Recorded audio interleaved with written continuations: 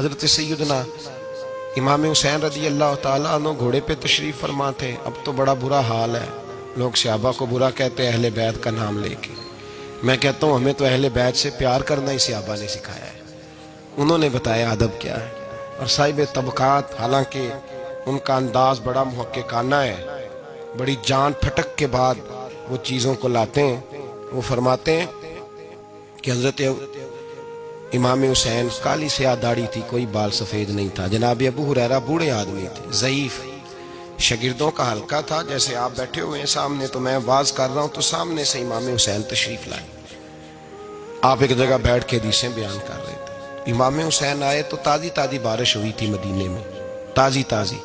छोटे छोटे हौज पानी के बने हुए थे, छोटे छोटे, जो गहरी जगह होती है ना, वो पानी भर जाता है। तो हजरत इमाम हुसैन जैसे ही ज़मीन पे पैर रखा तो पानी के हौज में आपका पैर चला गया, कीचड़ लग गई।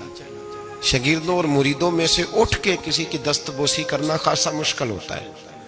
हजरत सैयदना अबू हुरैरा रज़ी अल्लाह ताला अन्हु देख रहे थे, जो इधर लोग बैठे थे वो नहीं देख रहे थे। हजरत अबू हुरैरा देख रहे थे, वो उठे, दौड़े गए और फिर जाके अपने सर से पगड़ी खोली और फिर इमाम हुसैन का पैर जैसे ही साफ किया तो इमाम हुसैन ने पीछे किया, कहा हुजूर आप बूढ़े हैं, मैं जवान हूँ, तुम आप मेरे लिए इज्जत के काबिल है, मेरे नाना जान के आप गुलाम है, ये आप क्या कर रहे हैं। सैयदना अबू हुरैरा रज़ी अल्लाह ताला उन्होंने पैर छोड़ा नहीं, जोर से पकड़ लिया, रोने लगे, कहने लगे हुसैन तुझे नहीं देख रहा, मैं तो मोहम्मद अरबी की निस्बत को देख रहा हूँ।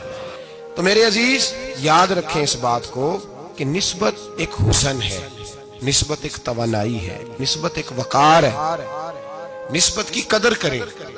अगर अहलुल्लाह की कोई औलाद है, हजरत उमर फारूक रज़ी अल्लाह ताला अन्हु सीधे सीधे 2 + 2 के कायल थे, कोई चक्कर ही नहीं, बस जो मानता है ठीक है, नहीं मानता तो डंडा मंगाओ, सीधी सीधी जिंदगी थी। लेकिन निस्बत पर, प्यार पर, खुलूस पर, वफा पर हजरत उमर का भी कोई समझौता नहीं। इमाम आज़म अबू हनीफा रहमतुल्लाह अलैह, इमाम साहब से सनद लेने के लिए लोग हजारों मील का सफर करते, हजारों मील का। अब तो प्राइमरी टीचर बेचारा जा रहा हो ना साइकिल पे, तो उसका शागिर्द लैंड क्रूजर पे गुजरता है तो कई दफा उस्ताद पे धुआं छोड़ जाती है उसकी गाड़ी, उसे पता ही नहीं कि कितनी कदर वाले मामलात हैं ये। हजरत सैयदना इमाम आजम, लाखों लोग, करोड़ों लोग आज भी उनकी तकलीद करते हैं। इमाम साहब का कौल दुनिया में हुज्जत के तौर पे माना जाता है।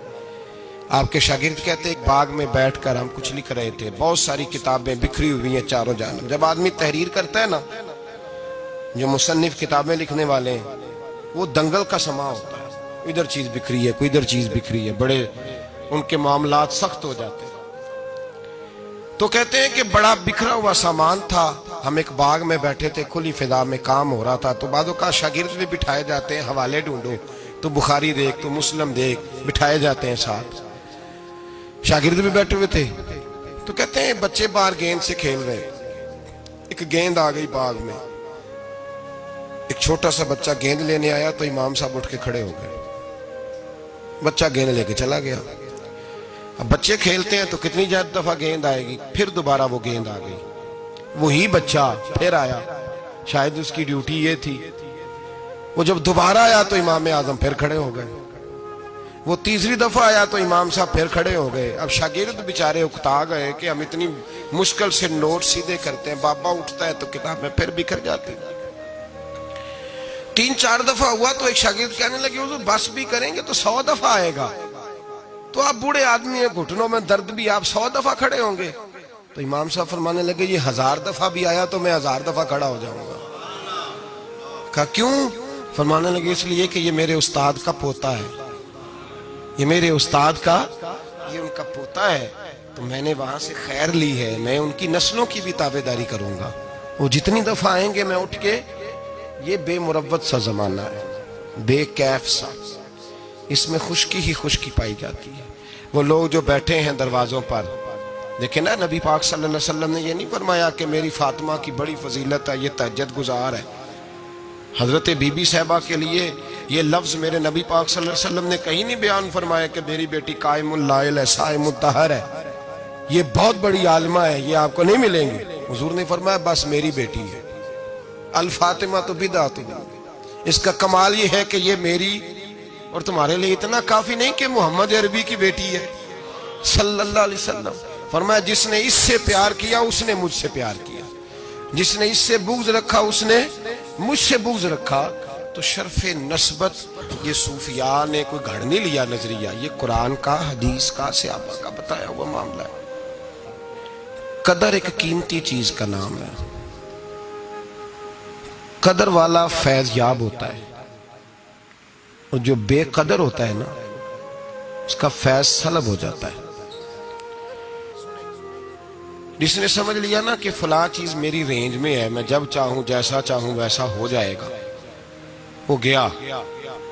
और जिसने कहा ना नहीं मैं तो साल के राह हूं, उसकी मेहरबानी तवज्जो कर देता हूं, वो बच गया। अल्लाह कुरान मजीद में फरमाते हैं कि तुम अपने रब का इदराक नहीं कर सकते, तुम उसे कैद कर सकते, सोचों में आंखों में वो कैद हो सकता। उसे मानते जाओ, उसका कुर्ब तलाश करते जाओ, उसके रस्तों पे चलते जाओ, उसे काबू करने की कोशिश ना करना। ये जो काबू वाला मामला है ना ये ठीक नहीं। कदर करने वाले बच जाते हैं, कदर वाला फैज याब होता है, बेकदर नुकसान उठाता है। याद रखें हजरत ख्वाजा निजामुद्दीन महबूब इलाही रहमतुल्लाह अलैह के खलीफा थे हजरत अमीर खुसरो, बल्कि महबूब थे। कभी कभी खलीफे और महबूब में भी फर्क होता है, बल्कि महबूब थे हजरत अमीर खुसरो रहमतुल्लाह अलैह। तो बादशाह के वजीर थे।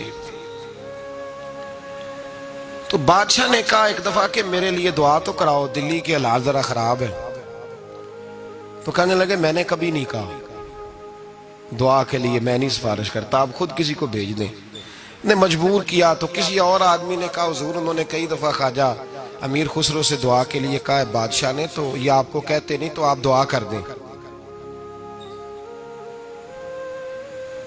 तो हजरत ख्वाजा निजामुद्दीन साहब कहने लगे बादशाह से कहो मैं नहीं तेरे लिए दुआ करता, दुआ करानी है तो हजरत अबू अली कलंदर के पास पानीपत जाए, वो दुआ करेंगे तो हालात सही हो जाएंगे दिल्ली के। हजरत मीर खुसरो ने जाके बता दिया कि वो कहते हैं वहां से दुआ कराओ, उधर से। कहने लगे फिर तू नहीं जाना है? तो हजरत मीर खुसरो कहने लगे जी मुझे किसी और का रास्ता आता ही नहीं, मैंने नहीं जाना। तो कहने लगे अगर मैं हुक्म करा दूं तो क्या हुक्म का मैं पाबंद हूं? हुक्म हो गया हजरत ख्वाजा निजामुद्दीन साहब की तरफ से कि जाओ पानीपत।